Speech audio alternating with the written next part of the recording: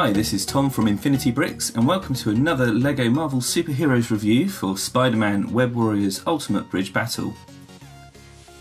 Straight off the bat I want to say I'm so impressed with this set. It's a fantastic collector's set.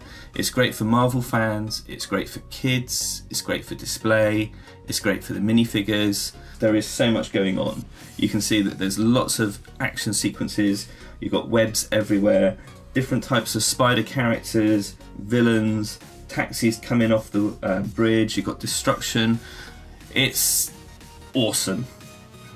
All the little thumbnails on the back of the box show all the different types of action features there are, and I'll go through those with you. It's amazing to get a set that has so much activity but also looks really good, and it hasn't compromised the look of the set at all. The figures are fantastic as well. Some of these figures I don't know the characters for, but a lot of them are classics, and it's brilliant. It's brilliant to see those. So yeah, let's get this built, let's have a look in closer detail. So this set has a ton of play features.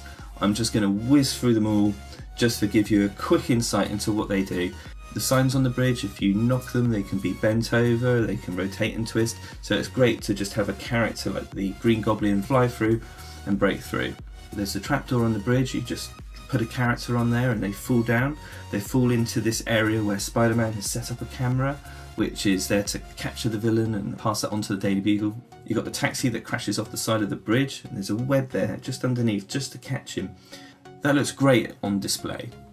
Looking through the bridge, you have traffic lights on either side, but they also are a play feature in themselves. If you rotate the Technic piece on the front, you see that the walls fall down and break. You've got a net at the top that you push the top of the flag and it captures villains at the bottom. There is a catapult piece at the end of the bridge where you can put a trash can on and knock over a character. There's a segment of the bridge at the top where you can place a character and you push in a button and it knocks them down and they can swing. So if you attach the web in the right places, you can have that character swing down, and that can come from different angles and different sides. As well as having Spider-Man's area under the bridge, you also have Kraven the Hunter's area, and he's got a computer terminal and it shows the location of where Spider-Man is because he's hunting him down. He also has a spear piece in there, so he can put his gun away and get his spear out. You can open up an area on the side where he has a crate full of diamonds. All throughout this set there are so many Easter eggs. You've got a nod to the character of the Vulture, who's in another set in this wave. So you've got nest eggs on top. You've got stickers all the way throughout. Looking under the bridge, there's 4 big stickers. Daily Bugle, the hunt is on. So there's a picture of Kraven. Who is the clone? There was a big comic series based on that. A continuation on that in red, it says which one is which. I wouldn't be surprised if the designers of this set have included their initials within some of this graffiti on the sides. Have you seen this man? Picture of the Scorpion. Graffiti piece for Spider-Man's face with the PP plus GS in a heart, which Peter Parker and Gwen Stacy. A wanted poster for the Green Goblin, wanted for terrorising the city. The Daily Bugle, Spider Menace threatens city. On the bridge you have a tile with a sticker on it that says 1962, which I believe is when Spider-Man first got introduced. On the signs on the bridge you've got the airport and downtown area, Daily Bugle, 6 miles away. This set is surprisingly big, there is so much space on it. The details I really like. I love the fact that you've got this combination of dark and light grey, smooth pieces and studded pieces. It is unashamedly a LEGO set. It hasn't tried to smooth it all up, you know, and I do like that from time to time. I like these smoother sets, but actually I really do also appreciate the ruggedness of this set. They really have done a great job with the build of this. This bridge has been built in a way that you could connect 2 bridges together. It has a Technic piece on one end that you can connect 2 of the bridges if you wanted to make a really long, nice display set. The broken end, I really like that. I like what they've done. You've got little ends, broken pipes and little pieces of tarmac which have broken off. And that's really interesting, and I think that will work really well with one of the other play sets that got released in this wave.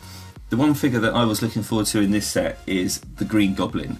To me, the Green Goblin is like the Joker to Batman. He's such an interesting character. That bright pink and green together look amazing. Even if you look at the characteristic of his face, there's a very Joker-esque look about him. He's holding a flaming pumpkin, the same flame that's on Ghost Rider. It's interesting to see it on this piece, and I'm loving that satchel. If you look at the print details on the front and the back, they're very simplistic, but that's because they're based on the comics, and you've got the nice print detail on the arm. And this is what his second face looks like. I'm really digging that purple handbag. I think it looks brilliant. We also get Aunt May. She has a purple scarf. The detail of that scarf is also on the back, and she has two faces, a happy face and her scared face. So this is the Scarlet Spider. You can see he has a metallic print on the front on his belt and on his arms. He also has that spider printing on the front. On the back, if you take the hood off, the print detail also includes the printed hood. So if you wanted to take off this hood and use it on another character, you could. They use the same head for Spider-Girl as they did for the Scarlet Spider. It would have been nice to have had different printing on the head, particularly because she's got no printing detail at all on the legs. Here's a look at Kraven the Hunter. Fantastic menacing character. I'm really liking the fur collar and the print detail on the front with the lion face and the teeth around the neck. It looks absolutely brilliant. The print detail on the belt's really good with the zebra printing and the leopard printing on the legs. He also comes with a built-up rifle. He has two faces. He has his angry face and his, I'm not quite sure, face. This is a great figure and I'm sure the fans are going to love this. Scorpion is another classic comic character.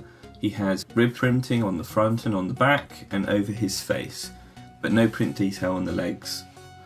Looking at it from the side, you can see how big that scorpion tail is. A little bit unusual that they use that clear piece. I do like the piece, I think it's very useful for a lot of things, but if that was in green, obviously for me that would just fit a lot better.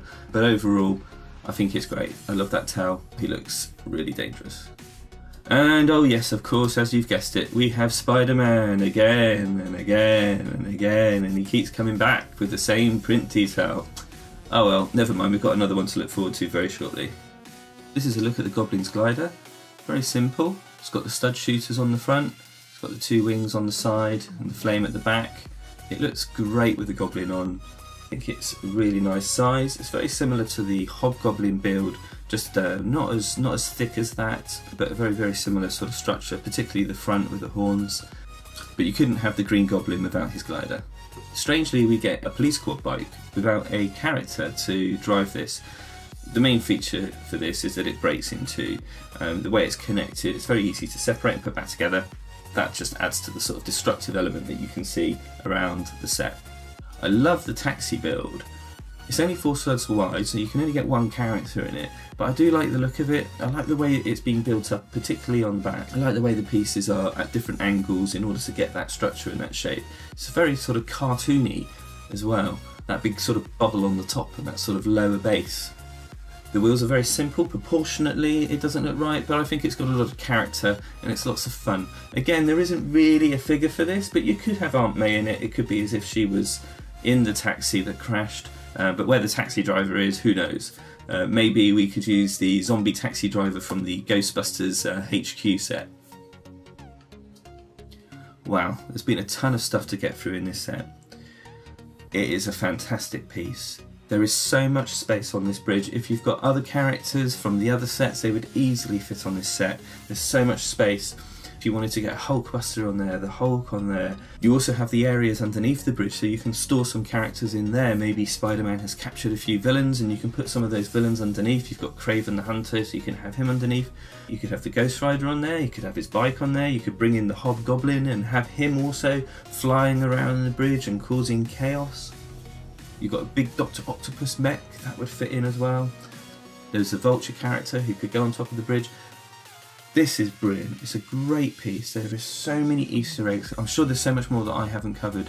From a price point of view, $89.99, that's pounds in the UK, I believe it's $99 in the US. I think it's great value. For what you get visually, with all the characters that you get and everything that's gone into this, I just think it's a really good price for that. As a display piece, it's excellent. You do need a little bit of space, you need a bit of breathing room for it, but if you can get it out on display, it's incredible. The characters, all the figures are good. There isn't really one figure in there. The only real disappointment I guess I had was that Spider-Girl and the Scarlet Spider shared the same head. I thought they could have done something different on each one of those, but you know, that's a small thing. I'm not really going to worry too much about that because we do have individual prints on both those torsos. I think this is the best Goblin that I've seen released in the LEGO sets.